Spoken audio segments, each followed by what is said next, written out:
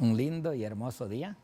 Hoy siempre decimos primer día de la semana, hoy domingo, y bueno, es un día que también Dios nos ha dado derecho y oportunidad, pues ahora sí, de hacer nuestras labores, pero no nos quita siempre de llevar este estudio de la lección y de la palabra de Dios, en el cual a través de ella pues realmente nos damos cuenta cuánta necesidad tenemos de un Dios, de un amor, de un abrazo, de que en verdad podamos sentir el cariño tanto de nuestros semejantes como el cariño de Dios.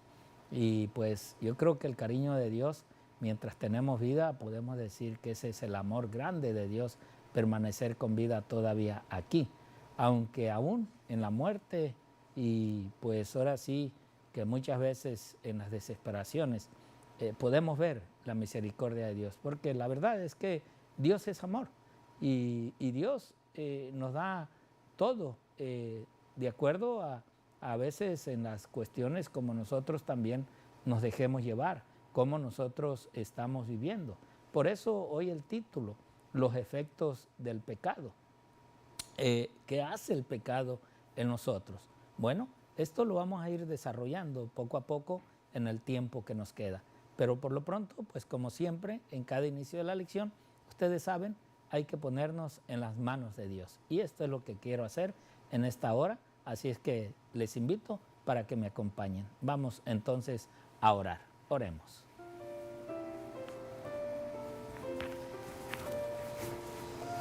Señor y amante Padre, gracias Padre porque a través de tu palabra podemos conocerte más cada día. Gracias por darnos la oportunidad para estudiar y meditar tu hermoso libro.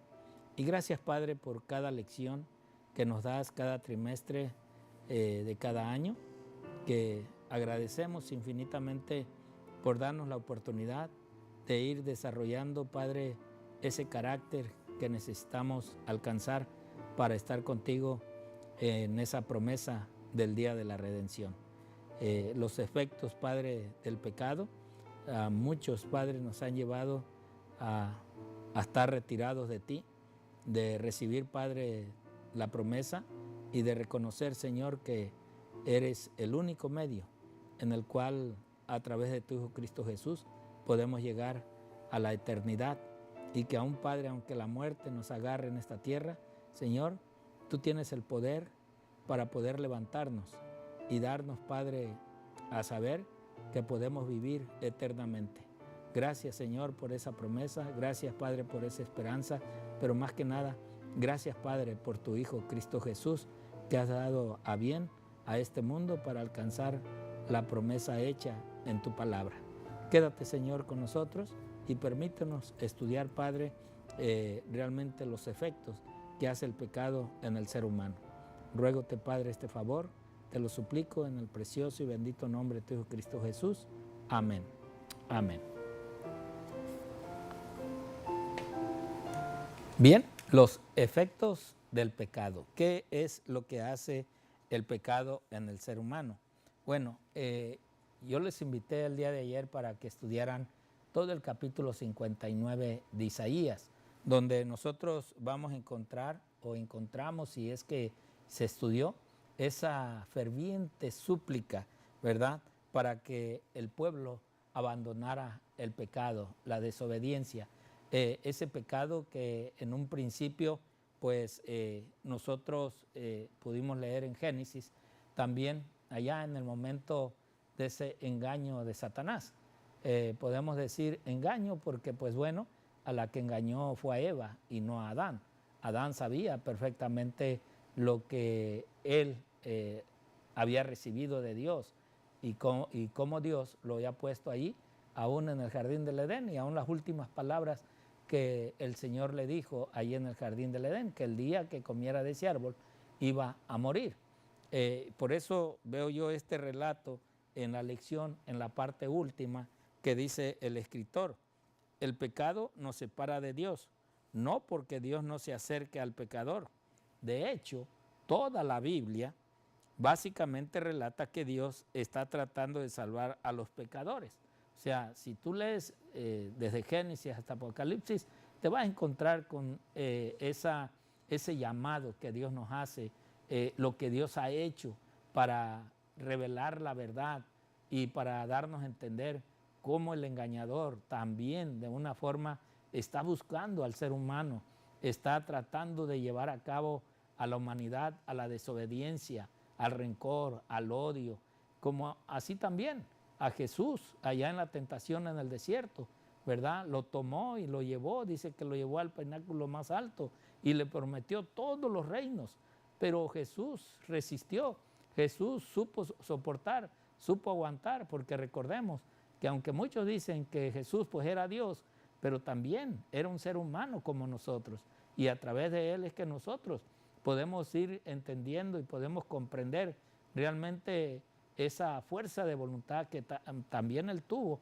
para vencer las artimañas del enemigo, porque él también conocía muy bien al enemigo, así como hoy nosotros. No podemos decir que no conocemos al enemigo.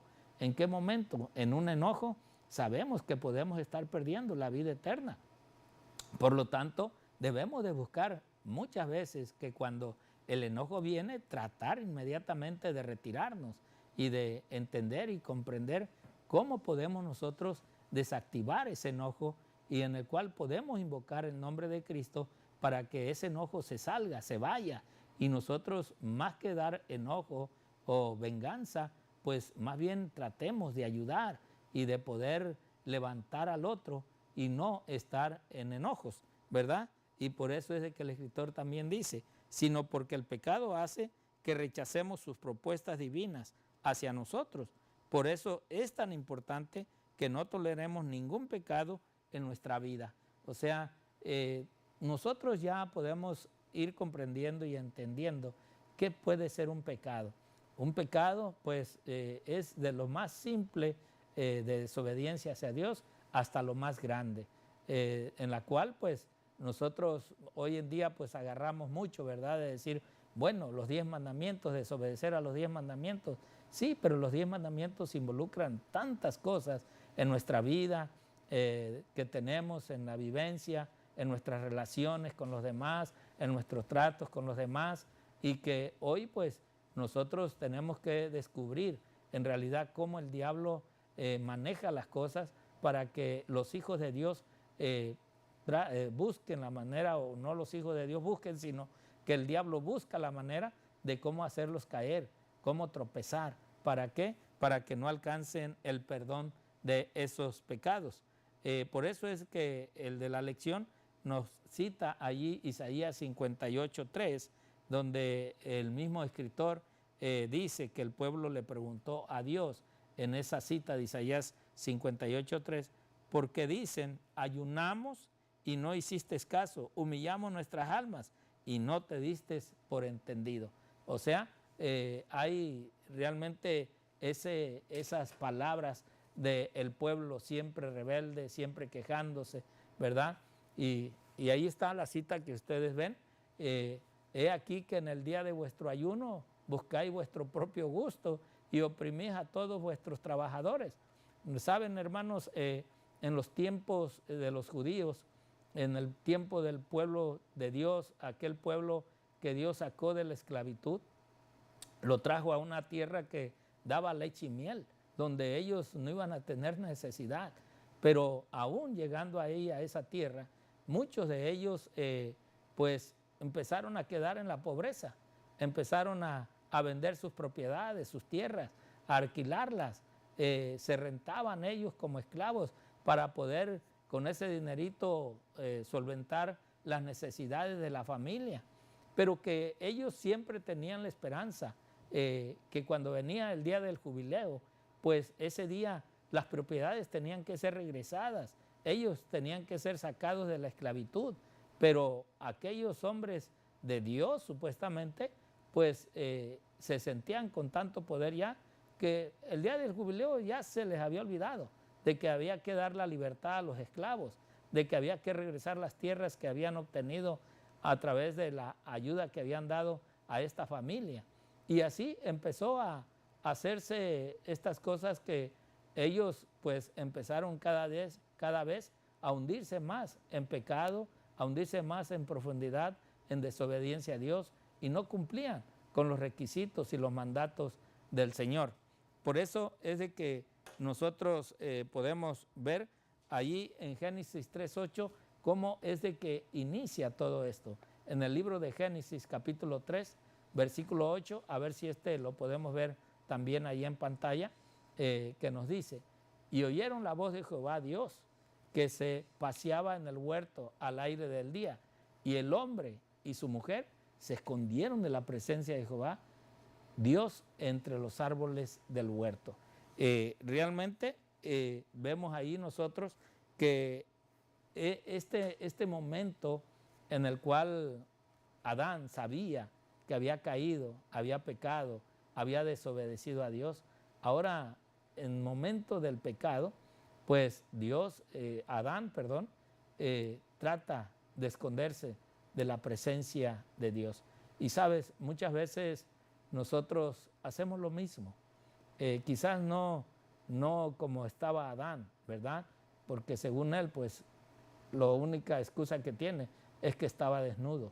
Y muchas veces nosotros también, aunque traemos ropa, estamos desnudos, estamos realmente abiertos ante la presencia de Dios, porque Él conoce todo, Él conoce aún lo que está en nuestra mente, en nuestro cerebro, lo que está por salir de nuestros labios. Él lo sabe, y nosotros tenemos que reconocer que Dios lo sabe todo, que nosotros no nos le podemos ocultar. Pero Adán trató de ocultarse, trató de esconderse para que Dios no lo encontrara. Y él sabía la amenaza, o no la amenaza, sino la sentencia que Dios había dado el día que él cayera en pecado, el día que él desobedeciera.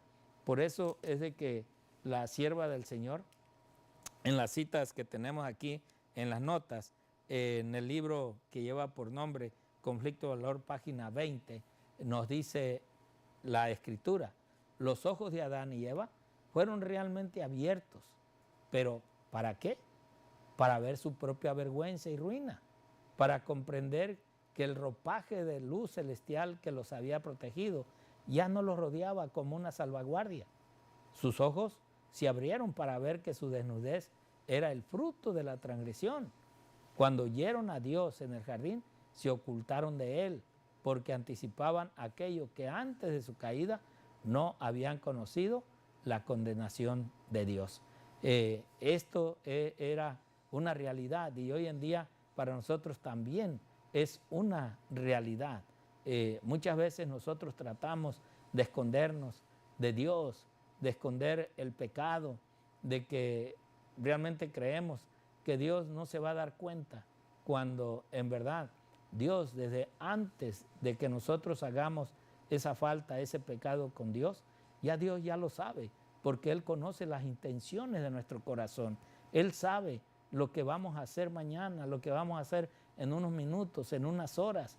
Él ya sabe cuáles son nuestros movimientos. Y por eso es de que hoy nosotros también debemos reconocer que en realidad nuestros ojos están abiertos, nuestros ojos ya entendemos, ya sabemos lo que Dios desea que nosotros hagamos, pero nosotros hacemos todo lo contrario de lo que Dios en realidad desea que nosotros hagamos. En Conflicto y Valor también, en la página 20, nos dice la sierva del Señor: sin la expiación del Hijo de Dios no podría haber habido comunicación de bendición o salvación de Dios al hombre.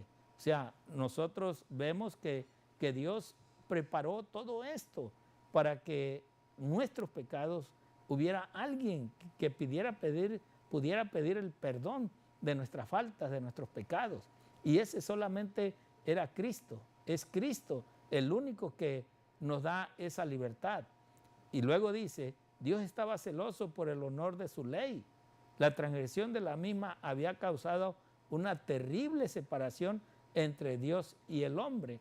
O sea, que aquí la ley de Dios había sido puesto también en el jardín del Edén, se le había dado a Adán y a Eva, y ellos sabían que la desobediencia era lo peor. La verdad, hermanos, que yo creo que cuando Dios le dijo, el día que pecares, el día que obedezcas, vas a morir, yo creo que Adán ni sabía qué era eso, en realidad, ni entendía qué era la muerte, porque no existía, no había.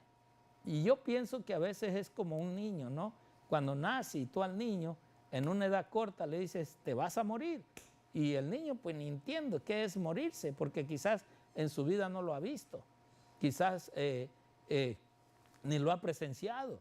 Entonces Adán de la misma forma. Por eso es de que la sierva del Señor dice, a Adán en su inocencia se le otorgaba comunión directa, libre y feliz con su Hacedor.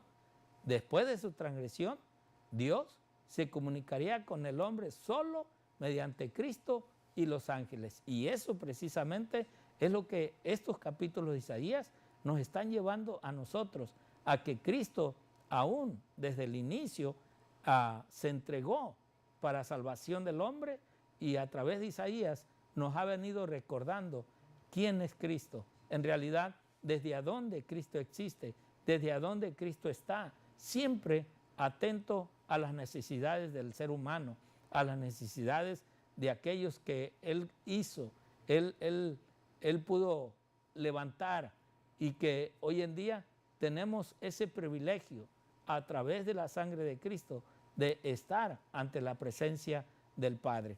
Les leo esta última cita también del libro Profetas y Reyes, en la página 238 y 239, que dice, Isaías señaló la atención del pueblo, la debilidad de su posición entre las naciones de la tierra, y le demostró que ella era resultado de la impiedad manifestada por los dirigentes.